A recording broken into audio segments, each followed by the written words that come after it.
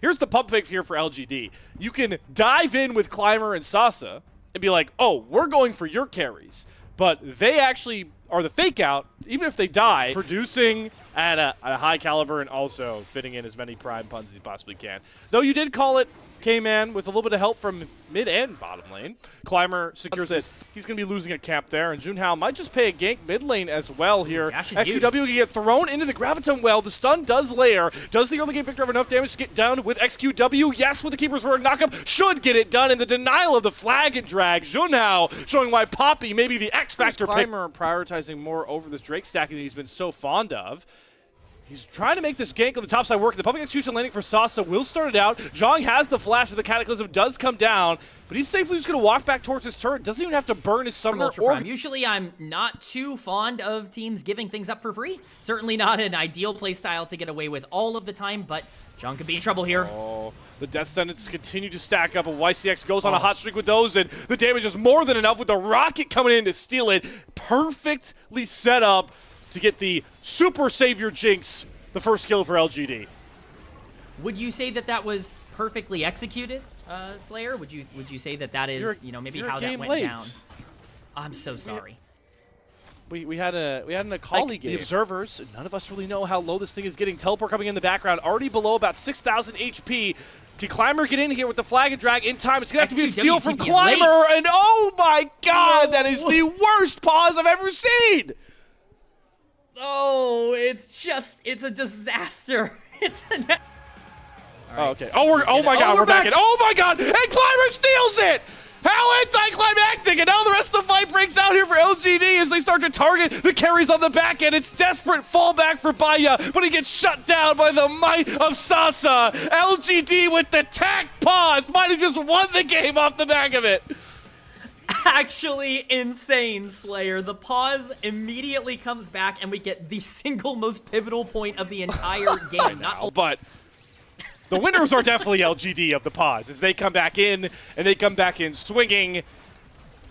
Wow. Only in Group Nirvana, folks. Only in Group Nirvana. That's why we love it here.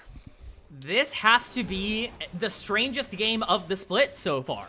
Quite frankly, I don't think that there is any other way to quantify what has been happening. Dragon is being taken here by LGD. That's going to stop the Dragon stacking from Ultra Prime. That would have been sole point for them, so it is worthwhile. They're able to pick up Sasa as LGD look to continue this snowball. It's proactive play, something Sasa's been very good at throughout his career so far in the LPL. We've seen so many reactive choices made by him, but it could be Baya who's under threat here. Okay, doesn't have flash. Yeah, they're just going to try and get Baya off the wave, so Savior can get the turret. One more rocket should do it, and now he gets excited, hits the zap as well. That forces 2 ultimates out. The mere thought of Savior running forward with getting excited gets the Solar Flare and Featherstorm out. It's huge for LGD, and again, that's the fear of this Jinx that has been created through these past couple of plays. We may see a dive come across onto this tier 2 top lane turret. Vision going to drop here for Ultra Prime, so they don't have really that good of a clue where LGD could be hiding in their own jungle. YCX is looking for a death sentence angle as the wave does come in, but Savior's a bit late to get onto this turret, and Ultra Prime will put all 4 of their members under the top lane tier 2 and keep it alive for another wave. Yeah, there's a lot of resources being put here by LGD, but that's because the Baron is spawning now, and so you want to make sure you have as much control of this space as possible. Right now, this is a minefield for Ultra Prime to be able to walk into. They cannot step up. They do have a ward on the Baron, which is saving them at the current moment, but it could have potentially been disaster with Sasa. Yeah, that one is going to be down, so another LGD tool comes off the board, and they're really investing a lot of time to knock down this tier 2 turret. It's got to be a dive or a back off at this point, guys. They've got waves in their favor as well, but Ultra Prime are just not budging as Zhang going to eat a half-health trade there, and that is going to set up the Cataclysm. Zhang has to immediately flash out as the Keeper's Verdict does boot out Climber. Climber's out of the fight. XQW does have to flash away from the Equalizer that's holding Savior off to the side. So a great ult from Zhang actually makes sure Savior can't step up and deal the damage, but the turret will finally fall. Slayer, unfortunately, that was almost a perfect play coming in there from Ultra Prime in terms of a disengage and a, avoidance of a bad problem, and yet they're still walking away out of a tier 2 turret on the top side, and really without any sort of pressure on this side of the map either. It really feels difficult to find an avenue for them to play aggressively in any facet, but at the very least, they avoid something that could have been catastrophically bad game ending there. But stopping game ending is only a small win because this last 5 minutes, LGD, the gold lead has been so preposterous. They are up 6,000 gold almost at this point and looking to really flex their muscles, mainly being Savior, who does get the LDR done. This is a 3-item jinx that you have to kill off quickly if you're Ultra Prime or you don't have a shot at this game whatsoever.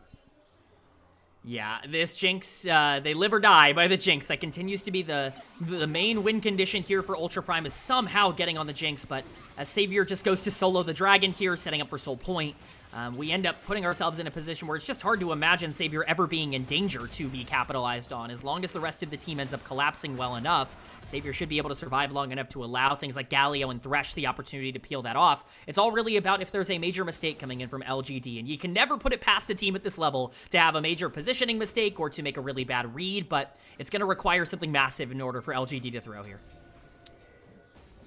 Slowly but surely. That's also true. That is also true for LGD, though. So that is true. Oh my God, are we in Prime Day? Actually, you know what? I'm not going to give free sponsorships away at this point. But no, we are seeing LGD set up the waves in the side lanes first to try and go for this Baron take. South has to be really careful about when he decides to try and clear out a lot of this blue-sided vision. Get some decent wards down on the outskirts, but LGD are going to be in a spot here to just continuously make Ultra Prime play the least fun guessing game that you can't buy in stores, which is when is the Baron getting taken? It's just so difficult for Ultra Prime, man. How are they ever supposed to expect when LGD are going to be death pushing versus when they're going to be starting up the Baron? Luckily, they're able to maintain some vision, but this could be it. YCX, good flash, get away from the initial engages. Climber's gonna hold Baya in the Cataclysm. The Featherstorm and flash has to be used, but Sasa's in the background. 1 versus 5, Sasa? and he will not relent. The rocket over top. There's nothing for Ultra Prime to do but fall across the line to the might of an excited Savior. There's the dynamite going boom. There's the series wrapped up. LGD going to 2-2. Oh, it's just disaster for Ultra Prime. What looked like they might have found something to play off of just ends in their demise. It's LGD punching their second win across Group Nirvana and unfortunately sending Ultra Prime to a 0-4 start. But what a great look from LGD, who could be a true contender here in Group Nirvana. Everyone's talking about EDG and NIP at the top of Group Nirvana. But the question we come away with this series in is who can pose